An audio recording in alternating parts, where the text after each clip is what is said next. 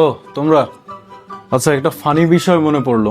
মানে যখন আমি জিম করতাম না, যখন জিম স্টার্ট করি নাই, তো তখন আম্মা যখন বাসায় মাছ রান্না করতো, তো না মানে আমি মাঝে মাঝে রাগ হইতাম যে রেগুলার রেগুলার মাছ কেটা খায়, এত এত মাছ রান্না করো, রেগুলার রেগুলার মাছ খেতে ভালো লাগে না।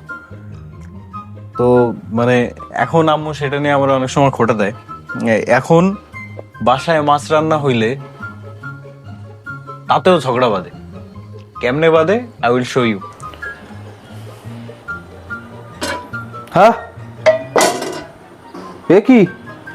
এ আম্মু, এ বড় মাছের পিসটা খাইছে কেডা? দেখছো, মাছটা মিনিমাম 200 গ্রাম হইতো। বড় মাছটা কেডা খাইছে? আমার বাগের মাছ। যে খাইছে তারা ডাক দাও, তারাই আমি প্রোটিন হিসেবে খাবো।